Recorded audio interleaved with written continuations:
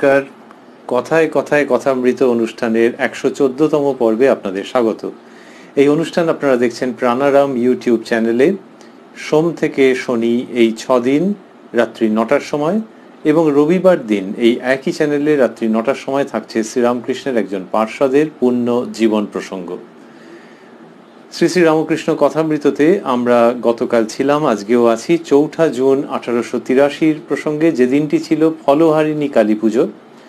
সেই দিন সকাল থেকে শ্রীরামকৃষ্ণ যে সমস্ত অনুপম ধর্ম প্রসঙ্গ করছিলেন সেগুলির কথা কথামৃতকার লিপিবদ্ধ করেছেন, আমরা সেগুলি শুনেছি।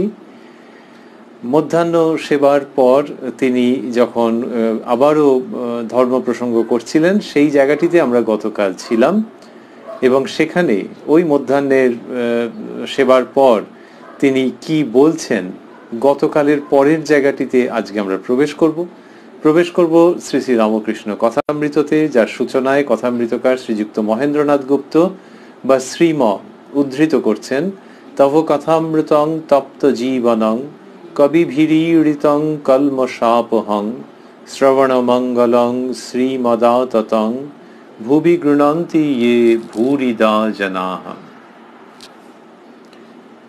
এইবার ঠাকুর ভক্তদের অভয় দিতেছেন, এই কথা কথামৃতকার শ্রীম লিখছেন।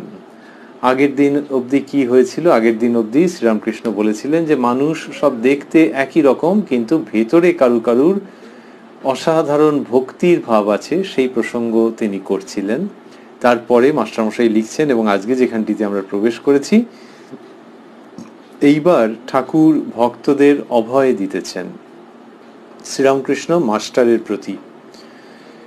কেউ কেউ মনে করে আমার বুঝি জ্ঞান ভক্তি হবে না, আমি বুঝি বদ্ধ জীব। গুরুর কৃপা হলে কিছুই ভয় নাই। একটা ছাগলের পালে বাঘ পড়েছিল, লাফ দিতে গিয়ে বাঘের প্রসব হয়ে ছানা হয়ে গেল। বাঘটা মরে গেল, ছানাটি ছাগলের সঙ্গে মানুষ হতে লাগলো। তারাও ঘাস খায়, বাঘের ছানাও ঘাস খায়। তারাও ভ্যাঁ ভ্যাঁ করে, সেও ভ্যাঁ ভ্যাঁ করে। ক্রমে ছানাটা খুব বড় হলো। একদিন ওই ছাগলের পালে আর একটা বাঘ এসে পড়ল। সে ঘাস খেকো বাঘটাকে দেখে অবাক। তখন দৌড়ে এসে তাকে ধরলে। সেটাও ভ্যাঁ ভ্যাঁ করতে লাগলো। তাকে টেনে হিঁচড়ে জলের কাছে নিয়ে গেল। বললে, দেখ, জলের ভিতর তোর মুখ দেখ, ঠিক আমার মতো দেখ, আর এই নে এইটে খা। এই বলে তাকে জোর করে খাওয়াতে লাগলো। সে কোনো মতে খাবে না, ভ্যাঁ ভ্যাঁ করছিল। রক্তের আস্বাদ পেয়ে খেতে আরম্ভ করলে। নূতন বাঘটা বললে, এখন বুঝেছিস, আমিও যা তুইও তা। এখন আয়, আমার সঙ্গে বনে চলে আয়। এই গল্পটি বলে শ্রীরামকৃষ্ণ বলছেন, তাই গুরুর কৃপা হলে আর কোনো ভয় নাই। তিনি জানিয়ে দেবেন তুমি কে, তোমার স্বরূপ কি। একটু সাধন করলেই গুরু বুঝিয়ে দেন এই। তখন সে নিজেই বুঝতে পারবে কোনটা সৎ কোনটা অসৎ।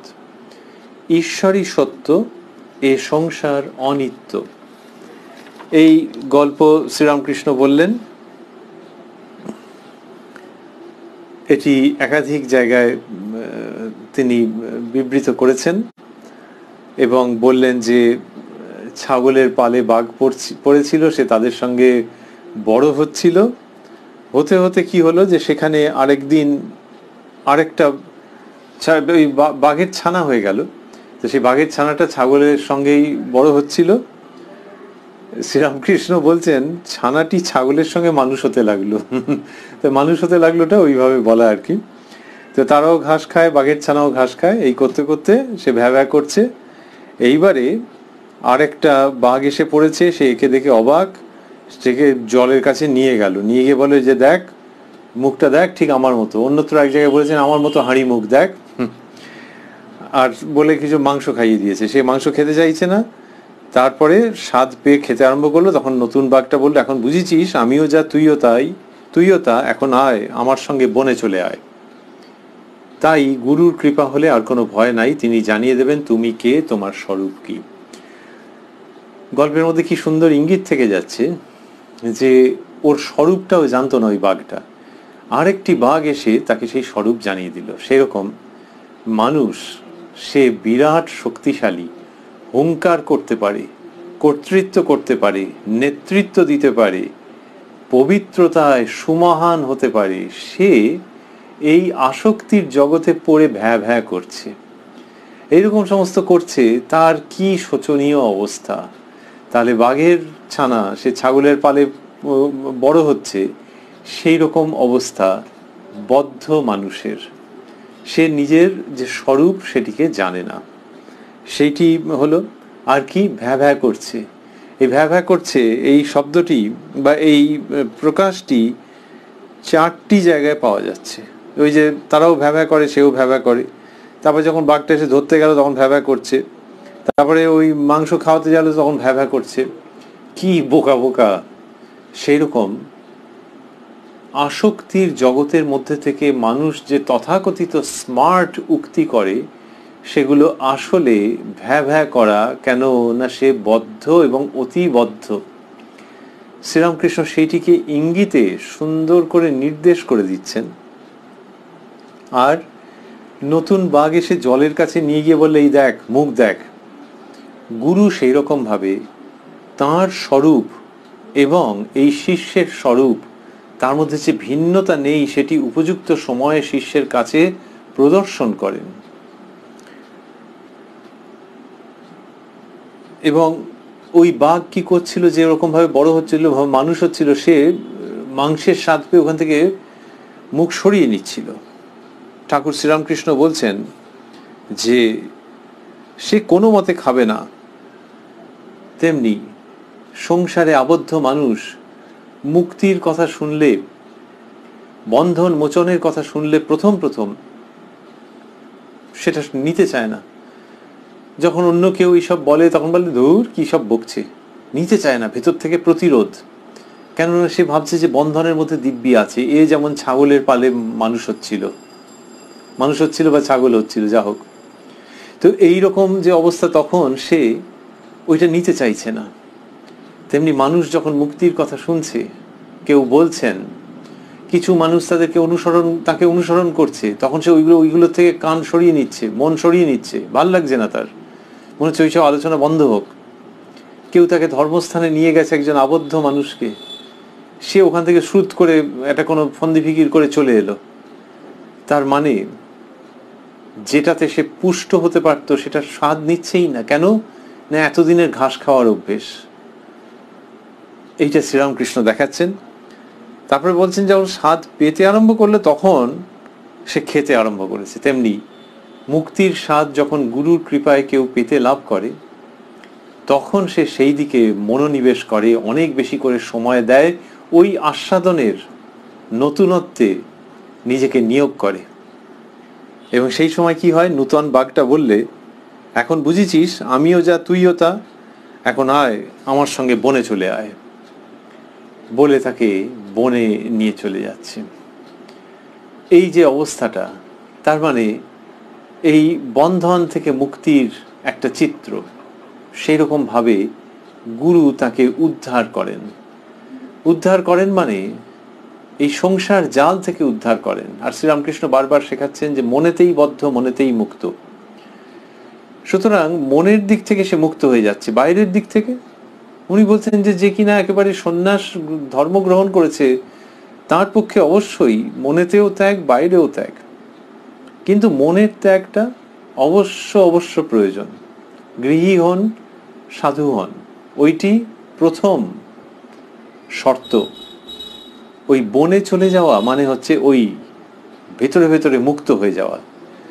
সেই প্রসঙ্গ শ্রীরামকৃষ্ণ করছেন কি চমৎকার ভাবে।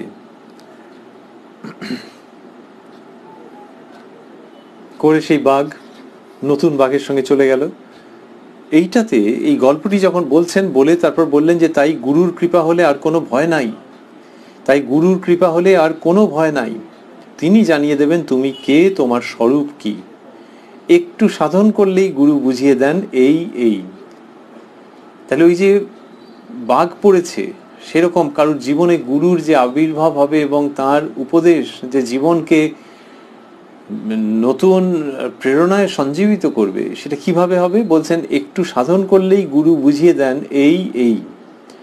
তখন সে নিজেই বুঝতে পারবে কোনটা সৎ কোনটা অসৎ, ঈশ্বরই সত্য, এ সংসার অনিত্য। তাহলে এক হচ্ছে যে গুরু স্বরূপ চিনিয়ে দেন, কত আশার কথা, ভরসার কথা।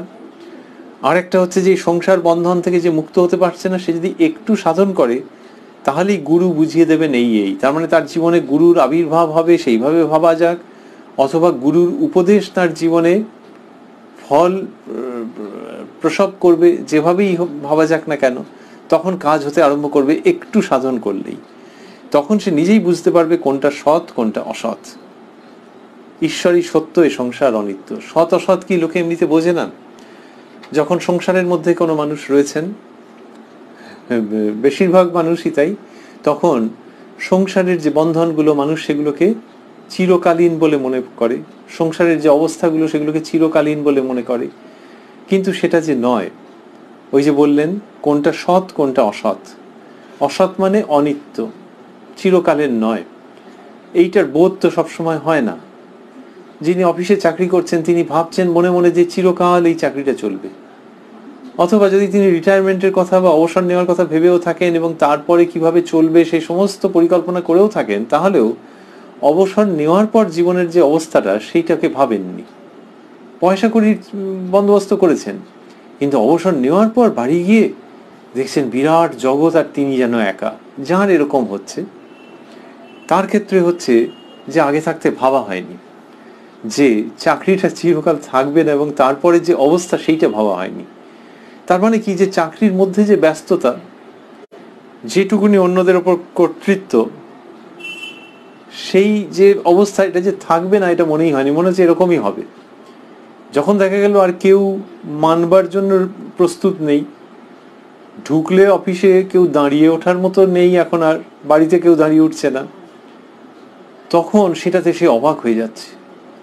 তার মানে যে ওটাকে কোনো না কোনোভাবে ভেবেছিল যে এই রকমই চিরকাল যাবে। শ্রীরামকৃষ্ণ বলছেন যে একটু সাধন করলেই গুরু বুঝিয়ে দেন এই এই। এই এই মানে ওই তারপরেই বললেন তখন সে নিজেই বুঝতে পারবে কোনটা সৎ কোনটা অসৎ। তাহলে যেটা চিরকাল থাকবে না সেটার জন্য আগে থাকতে প্রস্তুত হওয়া। তার মানে কি তখনই ত্যাগ করে দেবে? নাও হতে পারে, ত্যাগ করেও দিতে পারে, নাও হতে পারে, কিন্তু মনে মনে ত্যাগ করে দেবে। এই যে অবস্থাটা, সেইটির কথা শ্রীরামকৃষ্ণ ইঙ্গিত করলেন, সেটির দিকে অঙ্গুলি নির্দেশ করলেন, যে তখন সে নিজেই বুঝতে পারবে কোনটা সৎ কোনটা অসৎ। ঈশ্বরই সত্য, এই সংসার অনিত্য। তাহলে মানুষ নিজের পায়ে দাঁড়িয়ে যাবে, তার মানে গুরুর কৃপায় নিজের পায়ে দাঁড়িয়ে যাবে। যেমন ওই বাঘটা ছাগলের সঙ্গে যে মানুষ হচ্ছিল, সে নিজের স্বরূপকে চিনতে পারলো, চিনতে পেরে এবার ঠিক ঠিক নিজের পায়ে দাঁড়ালো, এবং ওই যে নূতন যে বাঘ, আগন্তুক যে বাঘ, তার সঙ্গে মহানন্দে বনে চলে গেল। এরকম হবে মানুষের জীবনে, এই কোনো চিন্তা নেই তার। এই গল্পটি যে শ্রীরামকৃষ্ণ বলেছেন, তার আগে মাস্টারমশাই লিখছেন, এইবার ঠাকুর ভক্তদের অভয় দিতেছেন, তিনি অভয় প্রদান করছেন। তাহলে এই গল্পটা শুনতে দারুণ। এর মধ্যে দিয়ে আসলে শ্রীরামকৃষ্ণ অভয় প্রদান করছেন যে আপাতত ছাগলের মতো যে কিনা ঘাস খাচ্ছে আর ভ্যা ভ্যা করছে, তার ভয় নেই। যথাযথ সময় গুরুর আবির্ভাব হবে সেই ছাগলের পালে, এবং তিনি স্বরূপ চিনিয়ে দেবেন। গল্পের শুরুতে শ্রীরামকৃষ্ণ নিজেই বলেছেন, কেউ কেউ মনে করে আমার বুঝি জ্ঞান ভক্তি হবে না, আমি বুঝি বদ্ধ জীব। গুরুর কৃপা হলে কিছুই ভয় নাই। এই কিছুই ভয় নাই সেটির যেন শিরোনাম, টাইটেল করে দিয়েছেন মাস্টারমশাই, যেখানে লিখেছেন এইবার ঠাকুর ভক্তদের অভয় দিতেছেন। এই চমৎকারভাবে প্রসঙ্গটির বর্ণনা। তারপরেই আবার গল্প আসছে। আমরা মনে রাখছি এটি 4 জুন 1883, ফলোয়ারিণী কালী পুজোর দিন। আগের দিনের অনুষ্ঠানে আমরা স্মরণ করেছি যে গল্পের মেজাজ মানসিকতায় শ্রীরামকৃষ্ণ বলে যাচ্ছেন, নিজের জীবনের সব পূর্ব কথা বলেছেন, কি অসামান্য, র্যাপিড রিডারের মতো, যে দ্রুত ওই গল্প যেন পড়া হয়ে যায়। আবার তার মধ্যে কি অলৌক সামান্য সাধন ইঙ্গিত ও আধ্যাত্মিক সত্য নিহিত হয়ে রয়েছে। এখানে দেখছি এই বাঘের গল্প যেই শেষ হয়েছে, শ্রীরামকৃষ্ণ একটি দুটি প্রসঙ্গ তার সঙ্গে সংযোজন করে তারপরেই বলছেন, এক জেলে রাত্রে এক বাগানে জাল ফেলে মাছ চুরি করছিল। গৃহস্থ জানতে পেরে তাকে লোকজন দিয়ে ঘিরে ফেললে। মশাল টশাল নিয়ে চোরকে খুঁজতে এলো। এদিকে জেলেটা খানিকটা ছাই মেখে একটা গাছতলায় সাধু হয়ে বসে আছে। ওরা অনেক খুঁজে দেখে জেলে টেলে কেউ নেই, কেবল গাছতলায় একটি সাধু ভস্য মাখা ধ্যানস্থ। পরদিন পাড়ায় খবর হলো একজন ভারী সাধু ওদের বাগানে এসেছে। এই যত লোক ফল ফুল সন্দেশ মিষ্টান্ন দিয়ে সাধুকে প্রণাম করতে এলো। অনেক টাকা পয়সাও সাধুর সামনে পড়তে লাগলো। জেলেটা ভাবলো, কি আশ্চর্য, আমি সত্যকার সাধু নই, তবু আমার উপর লোকের এত ভক্তি। তবে সত্যকার সাধু হলে নিশ্চয়ই ভগবানকে পাবো, সন্দেহ নাই। বলে শ্রীরামকৃষ্ণ বলছেন, কপট সাধনাতেই এতদূর চৈতন্য হলো, সত্য সাধন হলে তো কথাই নাই। কোনটা সৎ কোনটা অসৎ বুঝতে পারবে। ঈশ্বরই সত্য, সংসার অনিত্য। তো জেলে চুরি করছিল রাত্রিবেলা বাগানে জাল ফেলে, তারপর সে ধরা পড়ে যাওয়ার মতো অবস্থা। তখন ছাইটাই মেখে বসে আছে, আর লোকে সাধু ভেবেছে, ভেবে তাকে পরের দিন সে প্রণাম করছে, প্রণামী দিচ্ছে। এবং তার সে কি ভাবছে, সে ভাবছে যে আমি সত্যকার সাধু নই, তবু আমার উপর লোকের এত ভক্তি। তবে সত্যকার সাধু হলে নিশ্চয়ই ভগবানকে পাবো, সন্দেহ নাই। এটা খুব সুন্দর রূপকের মতো করে বলা, যে এই সাধুর মতো যে কিনা সেজে বসে আছে, সে ভাবছে যে এই ব্যাপারটার মধ্যে এরকম গুরুত্ব রয়েছে যে লোকজন এসে সব প্রণাম করছে, প্রণামী দিচ্ছে, এত সব শ্রদ্ধা প্রকাশ করছে। কেন প্রকাশ করছে? যে সাধুর মধ্যে কিছু একটা থাকে, সেই জন্য লোকে করছে। আর এই ফেক সাধুকে দেখেই তারা এরকম করছে। তাহলে সত্যি সত্যি সাধু হলে নিশ্চয়ই ওই শক্তির সন্ধান পাওয়া যাবে। সেই শক্তিটা কিরকম? বলছেন যে তবে সত্যকার সাধু হলে নিশ্চয়ই ভগবান, সন্দেহ নাই। এটা বলে শ্রীরামকৃষ্ণ বলছেন, কপট সাধনাতেই এতদূর চৈতন্য হলো, সত্য সাধন হলে তো কথাই নাই। কোনটা সৎ কোনটা অসৎ বুঝতে পারবে। ঈশ্বরই সত্য, সংসার অনিত্য। কি সুন্দর করে এইসব গল্প বলা। আর বাচ্চাদের স্তরের প্রায় গল্প, যে লোকজন আসছে, ধর্মড়িয়ে উঠেছে সেই আওয়াজেতে জেলে, তখন সে তাড়াতাড়ি করে ছাইটাই মেখে একদম সাধু হয়ে বসে গেছে। আর লোকেরা এসে দেখছে যে আরে সাধু।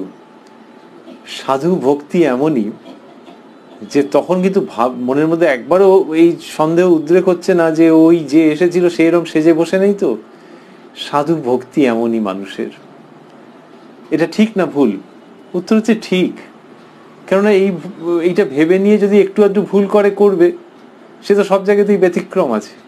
কিন্তু সাধু ভক্তি, যে মানুষ ঈশ্বরের কাছে নিজেকে সম্পূর্ণরূপে সমর্পণ করে দিয়েছেন, তার উপরে যে ভক্তি, সেই ভক্তি কি অসাধারণ। এবং সেটা তার ওই বাইরের যে রূপ, সেটাকে অবলম্বন করে এগোচ্ছে। কোথাও গেরুয়া কাপড়, আর এখানে হচ্ছে যে সর্বাঙ্গে ছাই মেখে বসে আছে। তাতে যদি 1%, 2%, 1%, 2% ভুল হবে, কিন্তু সাধুকে ভক্তি, সেটার কি চমৎকার পরাকাষ্ঠা। আর এর ওই জায়গাটাতেই স্ট্রাইক করেছে যে তাহলে সত্যিকারের সাধু হলে না জানি কি ওয়ান্ডারফুল ব্যাপার হবে। এবং বলছে যে কপট সাধনাতেই এতদূর চৈতন্য হলো, সত্য সাধন হলে তো কথাই নাই। এই যে কথা বলছেন, তার মানে হচ্ছে একটা ইঙ্গিত থেকে যাচ্ছে।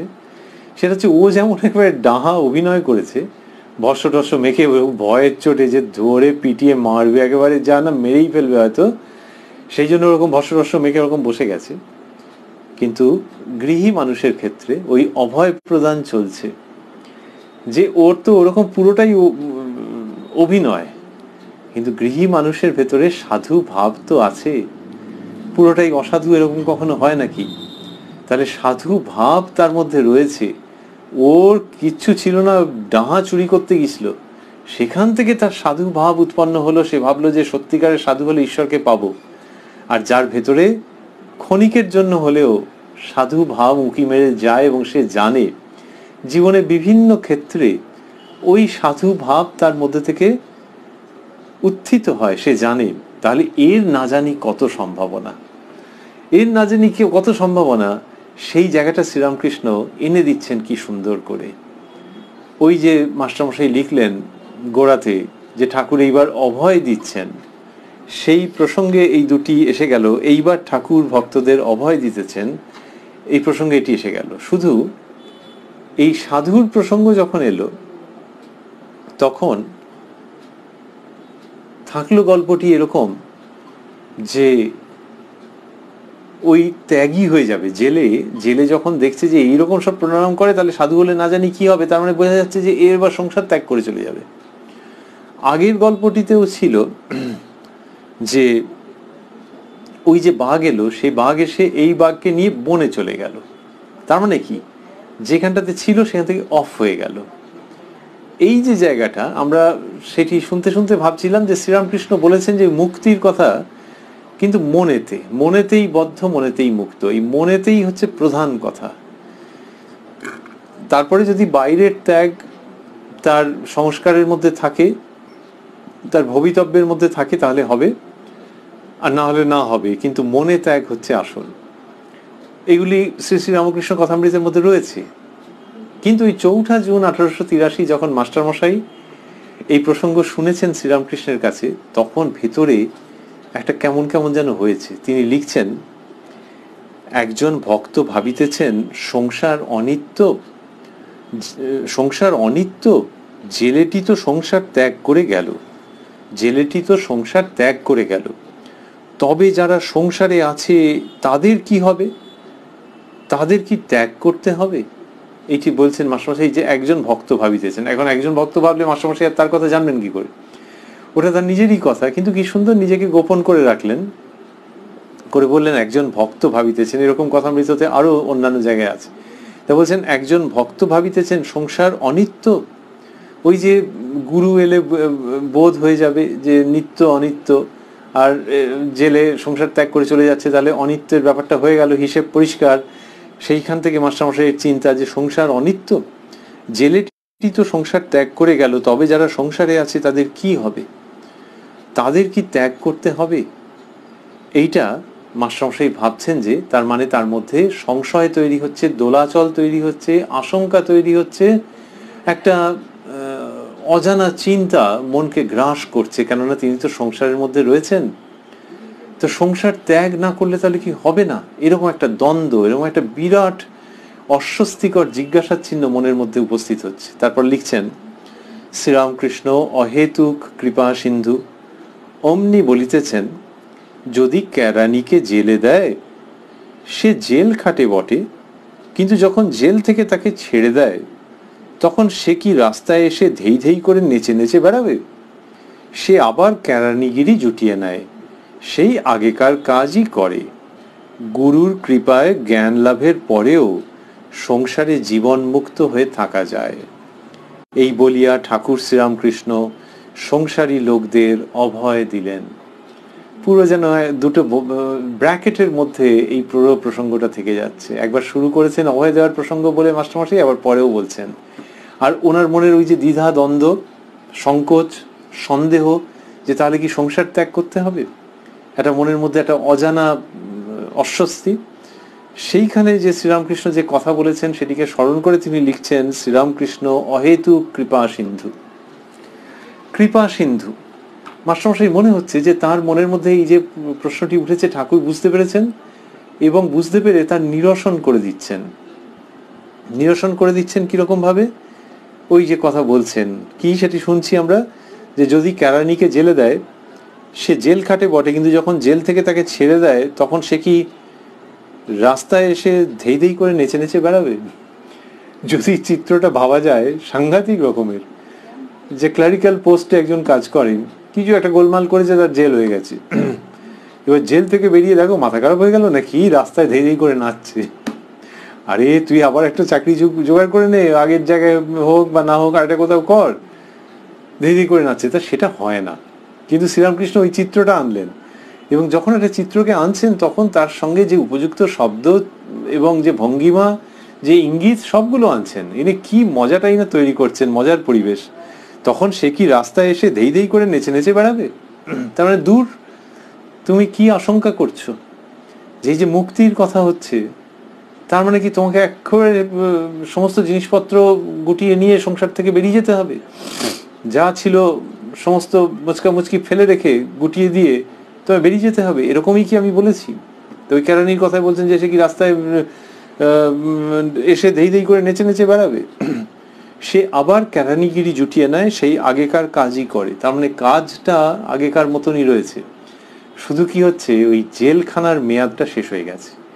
এই জেলখানা মানে মানুষের বদ্ধ অবস্থা, সেখান থেকে যখন বেরোচ্ছে তখন কিন্তু ওই আগেকার মতনই কাজ করছে। তার মানে যে কেরানি ছিল সে কেরানি থাকছে, যে অফিসে চাকরি করতো সে অফিসে চাকরি করছে অন্য কোনো পদে, যে যা করছিল তাই করছে, শুধু বন্ধন দশা ঘুচে গেছে। এবার বাইরের থেকে যে কিনা দেখছে, সে দেখছে ও উনি তো আবার ওই কেরানির কাজই করছেন, মাঝে কি সব হয়ে গিয়েছিল। তেমনি এই ব্যক্তিকে বাইরের থেকে একই রকম দেখছে, যে ওই তো সকালে বাজার যান, কি ওই ভদ্রমহিলা উনি বাড়ির কাজ করেন, কি ওই ভদ্রমহিলা অফিস যান, কি এই লোকটি যেমন ব্যবসা করছিল আগে এখনো তো তেমনি ব্যবসা করছি। তবে শুনছি নাকি উনি পরিবর্তিত হয়ে গেছেন, ওর অনেক পরিবর্তন হয়ে গেছে। সেই যে ঘটনা, শ্রীরামকৃষ্ণ বলছেন যে বাইরের দিক থেকে ওরকম ধেই ধেই করে নাচবে নাকি, ভেতরে ভেতরে যখন বন্ধন দশা ঘুচে যায়, কি চমৎকার অভয় প্রদান করছেন, অনুপ্রেরণা দিচ্ছেন, অসাধারণ দিশা দেখাচ্ছেন। মাস্টারমশাই সেইটি ধরিয়ে দিলেন, যে এই বলিয়া ঠাকুর শ্রীরামকৃষ্ণ সংসারী লোকদের অভয় দিলেন, বলে বললেন যে গুরুর কৃপায় জ্ঞান লাভের পরেও সংসারে জীবন মুক্ত হয়ে থাকা যায়। গুরুর কৃপায় এটি হতে পারে। প্রথমে ওই যখন মনের মধ্যে সন্দেহটা এসেছিল, ওই জিজ্ঞাসা চিহ্ন উত্থিত হয়েছিল, তারপরেই বলেছিলেন শ্রীরামকৃষ্ণ অহেতুক কৃপা সিন্ধু। কৃপা সিন্ধু মানে কৃপার মহাসাগর, যে ভেতরে কি আগুন জ্বলছিল, আর সেখানে কি অসাধারণ তিনি শান্তি এনে দিলেন। যেন মনে হলো যে একটি মহাসাগরের মধ্যে অবগাহন স্নান করছি। মহাসাগরে করলে তো ডুবে যাবে লোকে, আর এই অমৃতের সাগর, কৃপার সাগর, কৃপা সিন্ধু। এই এক। দুই হচ্ছে যে আমার মনের মধ্যে এটা হয়েছে, সঙ্গে সঙ্গে উনি আমাকে বলছেন। মাস্টারমশাই যখন কথামৃত লিখছেন তো অনেক পরে, তো ঠাকুরের স্থূল দেহ চলে যাওয়ার অনেক পরে, এরকম মনে হচ্ছে যে আমার মনের মধ্যে কি হলো না হলো সেটা উনি কেন সেটা অ্যাড্রেস করবেন, কিন্তু করেছেন। আমার প্রতি এত ভালোবাসা কেন ওনার, যে আমি যদি দুদিক না মেলাতে পারি, সংসারের দিকটা আর ওনার ওই মুক্তির বাণী, তাতে আমার মনের ক্ষোভ, আমার মনের আশঙ্কা মেটাতে হবে, ক্ষোভ নয় কিন্তু ওই একটা অজানা আশঙ্কা মেটাতে হবে, সেটা ওনার ক্ষেত্রে কেন প্রয়োজন? কিন্তু উনি তো তাই করছেন। আমার প্রতি এত যে দয়া, তার তো কারণ দেখতে পাচ্ছি না। তিনি অহেতুক কৃপা সিন্ধু। মাস্টারমশাই বলছেন শ্রীরামকৃষ্ণ অহেতুক কৃপা সিন্ধু, এবং এই কথাটি বলেননি যে এই ভক্তের প্রতি। সাধারণভাবে এই তিনটি শব্দ লিখলেন, যেখানে লিখলেন যে ওই সংসারে আছে তাদের কি হবে, তাদের কি ত্যাগ করতে হবে। শ্রীরামকৃষ্ণ অহেতুক কৃপা সিন্ধু অমনি বলিতেছেন। অমনি মানে যেই মনের মধ্যেই প্রশ্নটা হয়েছে সঙ্গে সঙ্গে বলছেন। মনের ভেতরটা পড়তে পারেন নাকি? হ্যাঁ, নিশ্চয়ই পারেন। আর যার কিনা এরকম ক্ষমতা আছে, তিনি আমার প্রতি এত তার দয়া। কিন্তু শ্রীরামকৃষ্ণ আমার প্রতি অহেতুক কৃপা সিন্ধু এরকম মাস্টারমশাই বলেননি, সাধারণভাবে বলেছেন শ্রীরামকৃষ্ণ অহেতুক কৃপা সিন্ধু। তার মানে বহু বহু ক্ষেত্রে তিনি এটি দেখেছেন, আজকে নিজেকে দিয়ে সেটা আবারও প্রকাশ্যে আসছে, অনুভূতিতে আসছে। কিন্তু শ্রীরামকৃষ্ণ অহেতুক কৃপা সিন্ধু এটি ঠাকুরের পায়ে মুঠো মুঠো পুষ্প নিবেদনের মতো প্রযুক্ত শব্দাবলী। সেটি মাস্টারমশাই করলেন, এইরকম ভাবে লিখলেন। লেখার পর ওই যে লিখলেন, পরে ঠাকুর বললেন যে গুরুর কৃপায় জ্ঞান লাভের পরেও সংসারে জীবন মুক্ত হয়ে থাকা যায়। মাস্টারমশাইকে যারা বৃদ্ধ বয়সে দেখেছেন তারা দেখেছেন যে তিনি সংসারে রয়েছেন, কিন্তু ওই একেবারে শ্রীরামকৃষ্ণের চিন্তাতে বিভোর হয়ে রয়েছেন। সংসারের আকর্ষণ তার কিছুমাত্র নেই। পুত্রগত হয়েছে, কিন্তু সেই সময়েও ঠাকুরের কাছে যাচ্ছেন, সেই নোট নিচ্ছেন। পরবর্তীকালে দেখা যাচ্ছে যে কথামৃতের মধ্যে যে বিবরণ আছে তার মধ্যে থেকে বের করা প্রায় দুঃসাধ্য, অসম্ভব যে কোন জায়গাতে পুত্র বিয়োগ হয়েছে। পুত্র বিয়োগের আগের যে বর্ণনা এবং পরের যে বর্ণনা সবগুলোই শ্রীরামকৃষ্ণময় এবং আনন্দপূর্ণ বর্ণনা, কিন্তু তার মধ্যে হিজ সান হ্যাজ ডায়েড। এই যে শ্রীরামকৃষ্ণ, ইনি সংসারের মধ্যে আছেন, কিন্তু এর মধ্যে সংসার নেই। পত্নী পাগলের মতো হয়ে গিয়েছিলেন। মাস্টারমশাই তাকে ঠাকুরের কাছে নিয়ে গেছেন।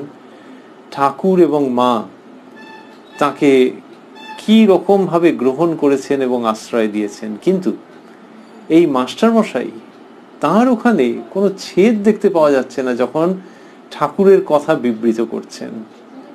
সেই মাস্টারমশাই লিখেছেন ঠাকুরের এই শ্রীমুখের উক্তি যে গুরু জ্ঞান লাভের পরেও সংসারে জীবন মুক্ত হয়ে থাকা যায়।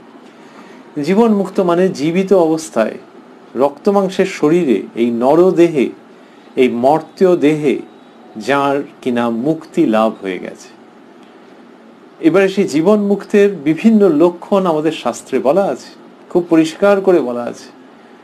সেগুলি যেমন পড়লে বিরাট শাস্ত্রীয় তাৎপর্য দেখতে পাওয়া যায়, তেমনি আবার শ্রী শ্রী রামকৃষ্ণ কথামৃতের রচয়িতা শ্রীমর জীবনের দিকে তাকালে এবং তার হাতের কলমকে দিয়ে যে কথামৃত লেখা হয়েছে সেই তার কথা ভাবলে এই জীবন মুক্তের লক্ষণ আবারও দেখতে পাওয়া যায়, যার সঙ্গে শাস্ত্র লক্ষণ মিলতে চায়, মিলে যায়।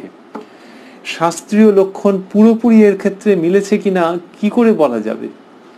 ওরকম তো নিক্তিতে ওজন করে বলার উপায় নেই, শাস্ত্র কখনো সেরকম ভাবে নির্দেশ করেননি। কিন্তু ভারতবর্ষের অধ্যাত্ম পরম্পরায় জীবন মুক্তের লক্ষণ যেরকম ভাবে বর্ণিত হয়েছে সেইটি মাস্টারমশাইয়ের মধ্যে অপূর্বভাবে দেখা গেছে। আর বাকি চুলচেরা বিচার অপ্রাসঙ্গিক।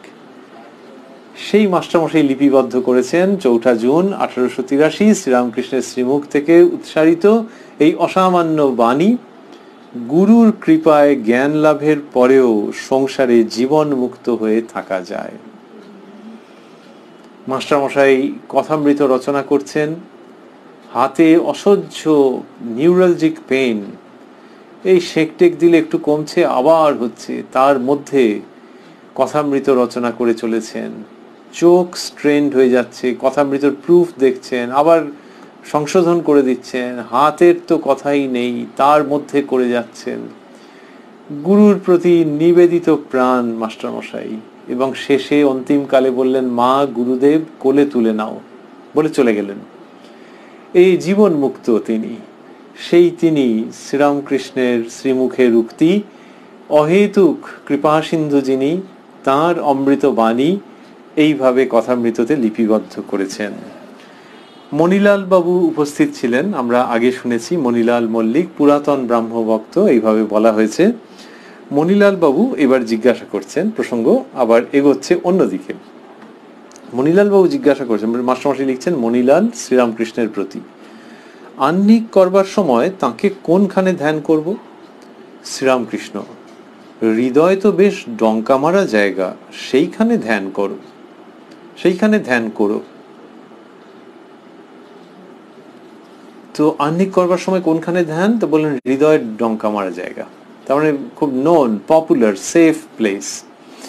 তো ওইখানে হৃদয়ে তাকে ধ্যান করো, এই কথা শ্রীরামকৃষ্ণ বলছেন।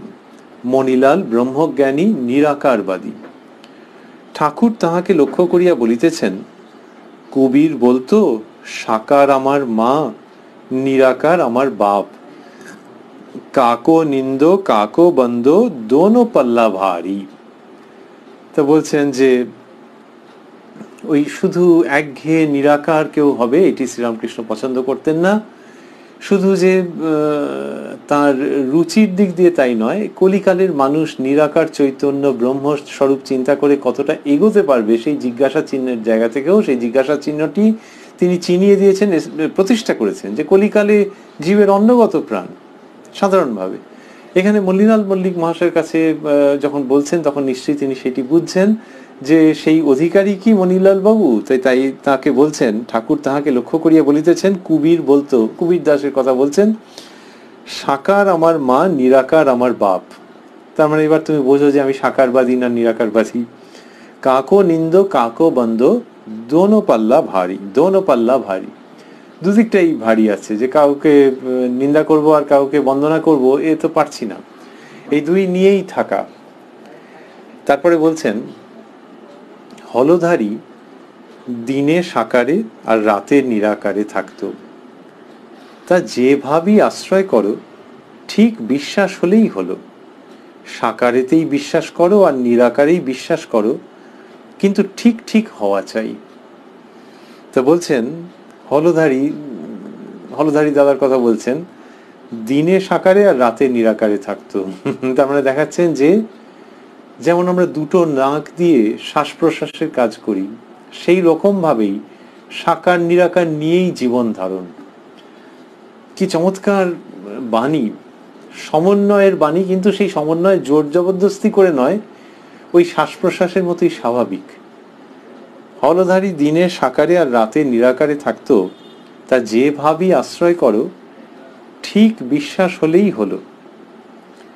এর মধ্যে ইঙ্গিত রয়েছে যে তুমি নিরাকার যে উপাসনা করো ঠিক ঠিক বিশ্বাস হয়েছে তো। তাহলে এবার যদি প্রতি প্রশ্ন হয় যে তাহলে সাকারবাদী যারা তাদেরও কি বিশ্বাস হয়েছে ঠিক ঠিক?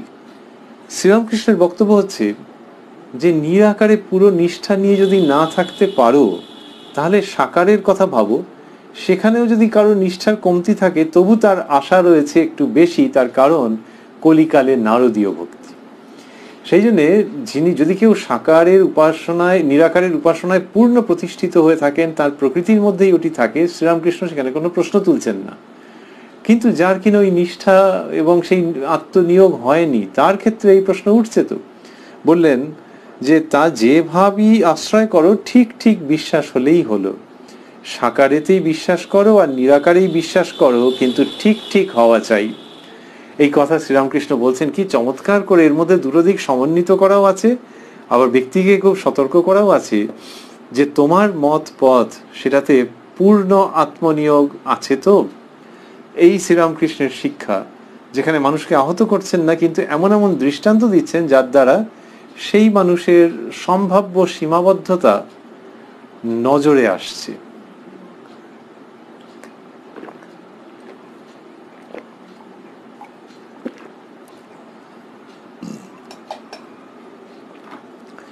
এবারে শম্ভু মল্লিক মহাশয়ের কথা বলছেন শম্ভু মল্লিক বাগবাজার থেকে হেঁটে নিজের বাগানে আসতো।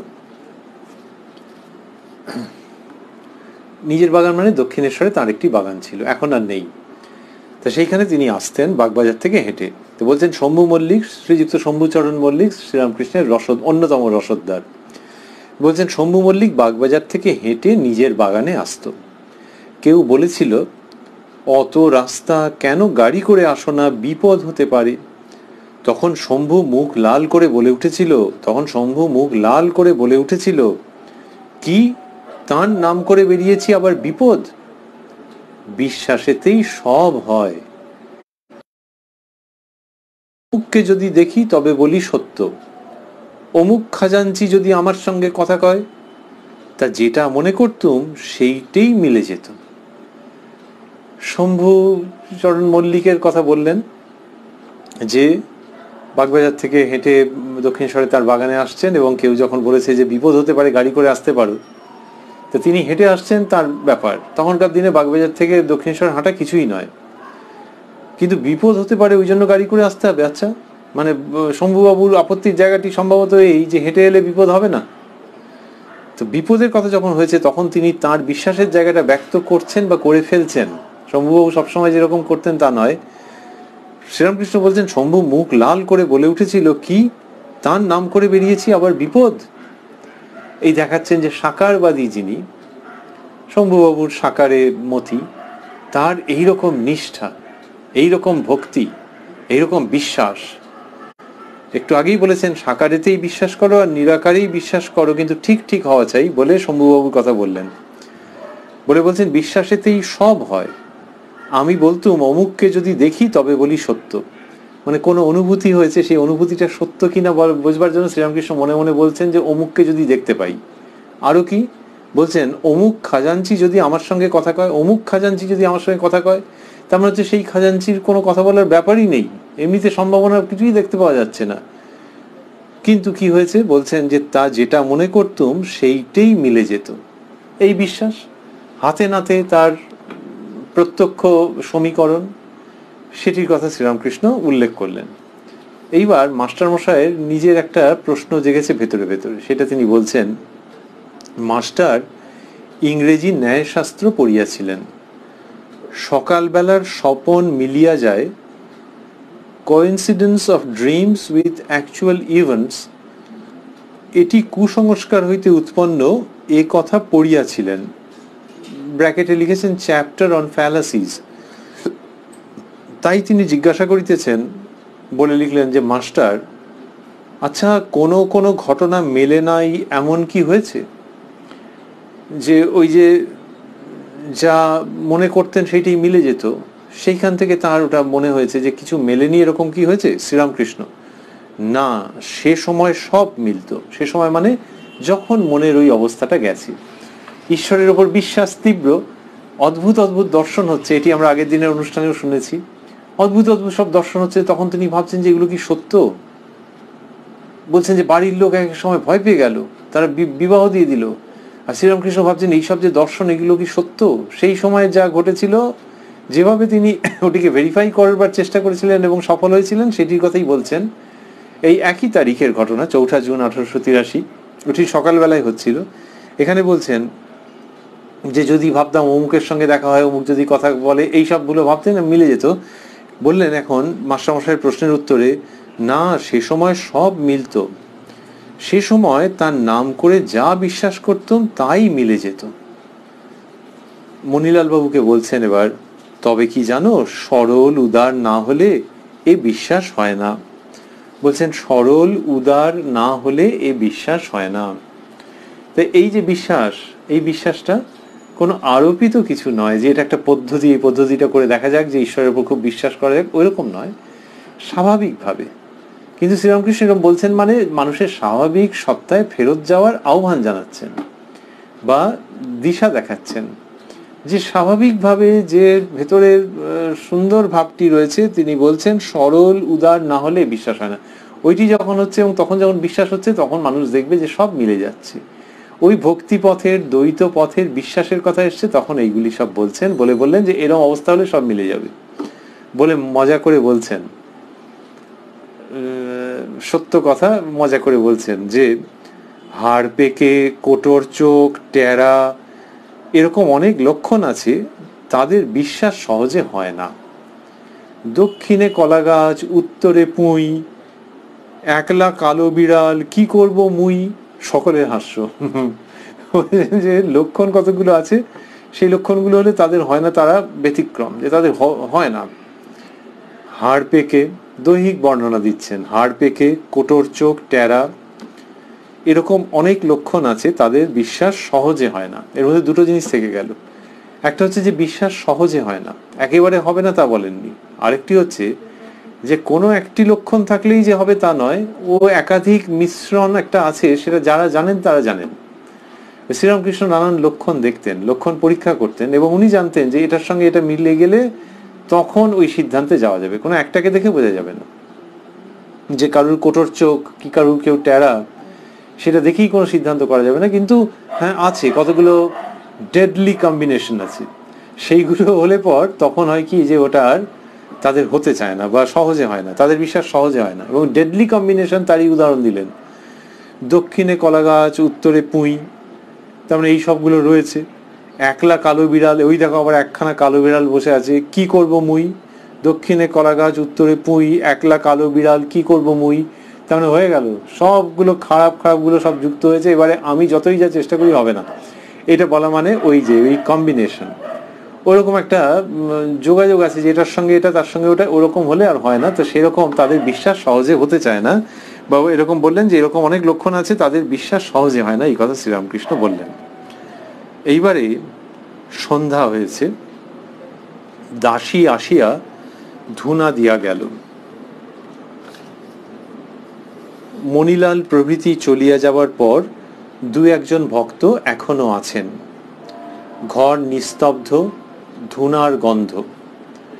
ঠাকুর ছোট খাটটিতে উপবিষ্ট, মার চিন্তা করিতেছেন। মাস্টার মেঝেতে বসিয়া আছেন, রাখালও আছেন। তো বললেন যে সন্ধ্যা হয়েছে, ঘরে ধুনো দিয়ে গেছেন দাসী এসে, মণিলাল প্রভৃতি চলে গেছেন, তারপর দু একজন ভক্ত এখনো আছেন, ঘর নিস্তব্ধ, ধুনোর গন্ধ রয়েছে। ধুনার গন্ধ লিখছেন মাস্টারমশাই। ঠাকুর ছোট খাটটিতে উপবিষ্ট, মার চিন্তা করিতেছেন। মার চিন্তা করিতেছেন, মাস্টারমশাই জানছেন কি করে মার চিন্তা করছেন?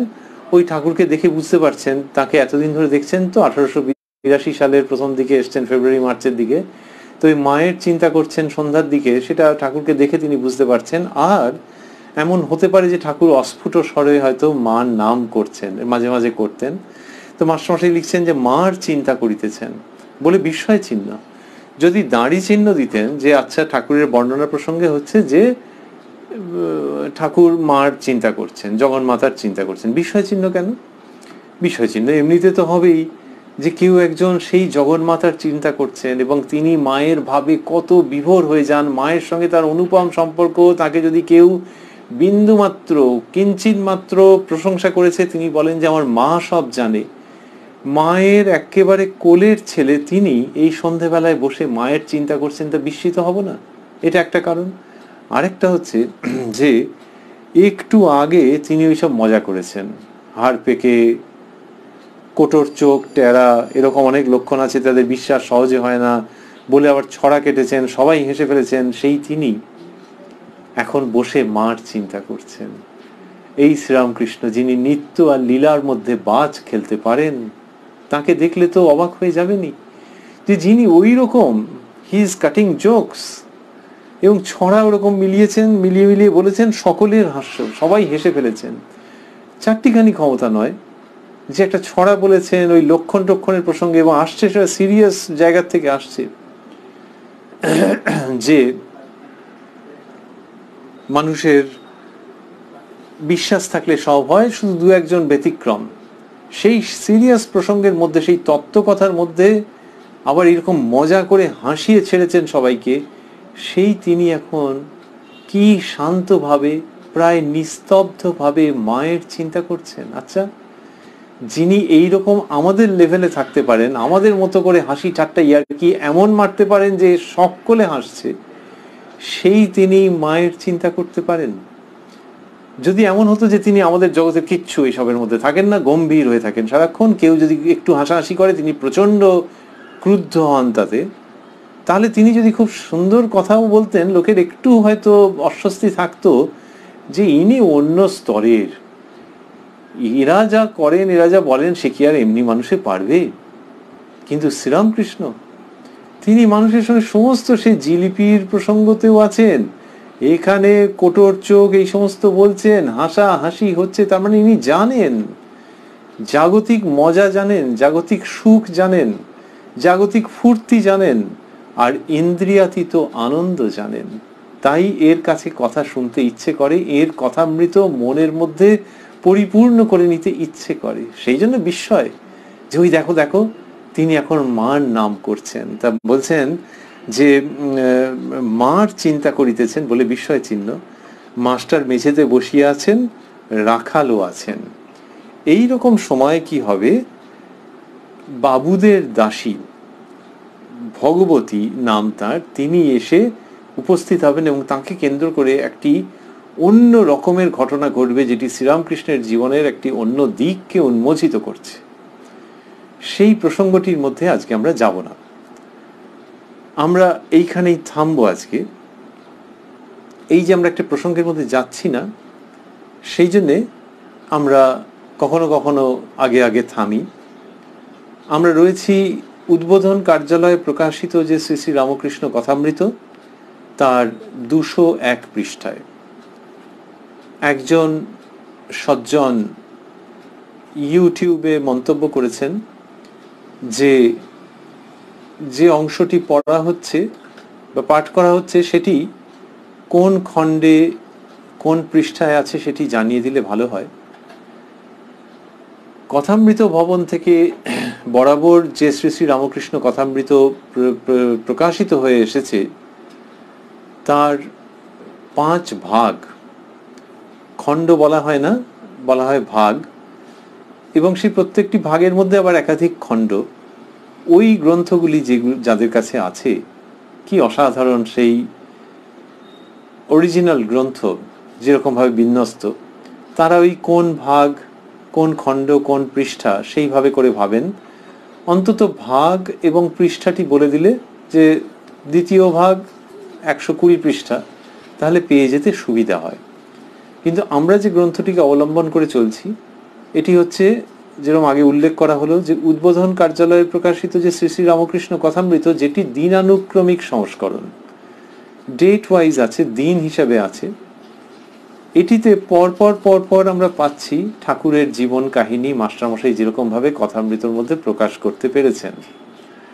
এই দিনানুক্রমিক সংস্করণ শুধু যে উদ্বোধন কার্যালয়ে প্রকাশ করেছেন তাই নয়, আরও কত প্রকাশক এইভাবে করে কথামৃত প্রকাশ করেছেন। সেই জন্য যিনি কিনা মিলিয়ে নিতে চাইবেন তার কাছে আমাদের দিক থেকে এই অপারগতা ব্যক্ত করছি যে কোন ভাগ কোন খণ্ড কোন পৃষ্ঠা সেটি বলা হয়ে উঠছে না, যেহেতু আমরা ওই গ্রন্থগুলিকেই ব্যবহার করছি না ওই 5 ভাগে বিন্যস্ত। কিন্তু যেভাবে বলছি এটি যে কোনো দিনানুক্রমিক সংস্করণ নিলেই সেখান থেকে বের করে নেওয়া খুব সহজ, সেটা বলাই বাহুল্য। যেমন এখানে আমরা রয়েছি 4 জুন 1883 প্রসঙ্গে, যেদিন ফলহারিণী কালী পুজো ছিল, এই বর্ণনা রয়েছে। সেই দিন মধ্যাহ্নের সেবার পর যা যা ঘটনা ঘটছিল সেইখানে আমরা এইখানে শেষ করতে করতে ভাবছি ওই যে শ্রীরামকৃষ্ণ গল্প বললেন যে বাঘ এসে পড়ল ছাগলের পালে। ছাগলের পালে যখন বাঘ এসে পড়ল, অ্যানিমেশনে যদি এটিকে দেখানো হয় চমৎকার লাগবে যে ছাগলের পালের মধ্যে একটা বাঘ, সে ছাগলদের সঙ্গেই বড় হচ্ছে, বা শ্রীরামকৃষ্ণ যেরকম বলছেন মজা করে মানুষ হচ্ছে। আর সেইখানে যখন একটা বাঘ এসে পড়ল তখন যেমন এটি থেকে গেল যে এই যে পুরনো বাঘটা যেটা ছিল ওখানে সেটা নিজের স্বরূপকে চিনতে পারলো এবং নতুন বাঘের সঙ্গে চলে গেল, তেমনি ছাগলের পালে কিন্তু বিশাল আতঙ্ক তৈরি হলো, কারণ একটা বাঘ পড়েছে। আর এই বাঘটা গিয়ে ওই বাঘটাকে ধরেছে যে ওটা এখানে কি করছে, কিন্তু আতঙ্ক, সেই জন্য ছাগলগুলো পালাচ্ছে ভ্যা ভ্যা করে, এটাও পালাচ্ছিল। তখন ওই নতুন বাঘ এসে ওকে কাপ করে ধরেছে। এই যে গুরুর স্বরূপ প্রকাশিত হচ্ছে গল্পের মধ্যে দিয়ে, আমাদের ভাবতে ভালো লাগছে যে ওই যে গুরু রূপে যিনি কিনা এসে উপস্থিত হচ্ছেন, আমাদের ক্ষেত্রে বর্তমান কালে দেখতে পাচ্ছি সেই জায়গাটিতে অবতীর্ণ শ্রীরামকৃষ্ণ। বাঘ এসে ছাগলের পালে পড়ল, ভয়ঙ্কর ব্যাপার, আতঙ্ক, পড়ল, it's a fall, it's a descent, নেমে এলো। আর কি আছে ভালো শব্দ, অবতরণ করলো। এবং যখন অবতরণ, তখন আর ওই রকম নয়, শ্রীরামকৃষ্ণের অবতরণ এই পৃথিবীতে বাঘের মতো শক্তি নিয়ে, কিন্তু কোনো আতঙ্ক নেই। মানুষ তার অবতরণকে সেই সময় থেকে আজ পর্যন্ত এবং ভবিষ্যতেও চলবে বরণ করে নিচ্ছে, বন্দনা করে নিচ্ছে। তাকে নিয়ে কত আলোচনা, কত সানন্দ মত বিনিময়, কত কবিতা, কত গান, কত মানবীয় অভিব্যক্তি। এই যে সংসারী বদ্ধ জীবের মধ্যে তিনি এসে অবতীর্ণ হচ্ছেন, এতে যেন দেবতারাও শঙ্খধ্বনি করছেন। এই শ্রীরামকৃষ্ণ অবতীর্ণ হচ্ছেন উইথ অল ফোর্স, অল মাইট, কিন্তু তার অবতরণ কোনো আতঙ্ক সৃষ্টি করছে না, বরং মহা আশ্রয় যেন দেখিয়ে দিচ্ছে, বিরাটভাবে মানুষকে আশ্বস্ত করছে, অনুপ্রেরণা দিচ্ছে যে সময় বদলাবে, বদ্ধ জীবন বদলাবে, মুক্তির আস্বাদন আসবে। স্বামী বিবেকানন্দ বলছেন শ্রীরামকৃষ্ণের আগমন সম্বন্ধে, the latest and the most perfect. এই যে অবতার যারা এসেছেন তাদের প্রতি স্বামীজি কি শ্রদ্ধা প্রকাশ করেছেন, অবতারকে কি করে চিনতে হয়, কি করে শ্রদ্ধা করতে হয়, কি করে প্রণাম করতে হয় তিনি শিখিয়েছেন। আর সেই তিনি শ্রীরামকৃষ্ণ সম্পর্কে বলছেন the latest and the most perfect. ওই তিনি এই সংসারী মানুষের মধ্যে এসে ঝাপাত করে পড়ছেন। কিন্তু কি আনন্দের অভিঘাত এই অবতরণ। অতএব শ্রীরামকৃষ্ণ কথিত গল্পের সেই বাঘকে আমরা স্মরণ করছি আর ভাবছি ওই শক্তি নিয়ে, ওই প্রকাশ নিয়ে, ওই দীপ্তি নিয়ে অবতীর্ণ হয়েছেন ভগবান শ্রীরামকৃষ্ণ। সেটি যেন আমাদের মানসপটে থাকে, যে তিনি যথাসময়ে আমরা যেন শুধু তাঁর এই আগমনকে নিজেদের মধ্যে খুব করে গ্রহণ করি। ওই যেটা কিনা ভ্যা ভ্যা করে পালাচ্ছিল ওরকম ভাবে যেন না পালাই। ভয়ের তো প্রশ্ন নেই, কিন্তু ওই ঘাসের আকর্ষণে যেন না আমরা পালাই। আমরা যেন তার অবতরণকে মনে প্রাণে চিহ্নিত করতে পারি, আবিষ্কার করতে পারি, আনন্দ করতে পারি সেই নিয়ে। তাহলে তিনি যথাসময়ে যথাকালে আমাদেরকে ধরবেন। বাঘ যখন ধরছে ওকে, তখন তার মধ্যে একটু হিংস্রতা থাকছে, আর শ্রীরামকৃষ্ণ ওই রকমটি করা মানে তাঁর অভয় পদে আশ্রয় দেওয়া। সুতরাং এই বাঘের মতো ব্যক্তিত্ব, এই দৈবী শক্তিকে আমরা বন্দনা করি এবং খুব করে প্রার্থনা করি যে তিনি যেন আমাদের গ্রহণ করেন, খপ করে ধরেন, যাতে আমরা আমাদের সমগ্র সত্তা নিয়ে তাঁর শ্রীপাদপদ্মে আশ্রয় লাভ করে স্বস্বরূপকে অবগত হই এবং চিরকালের জন্য অক্ষয় শান্তি ও আনন্দের অধিকারী হই। ওং নিরঞ্জনং নিত্যম অনন্ত রূপং ভক্তানুকম্পাধৃত বিগ্রহং বৈ ঈশাবতারং পরমেশমিড্যং তং রামকৃষ্ণং শিরসা নমামঃ।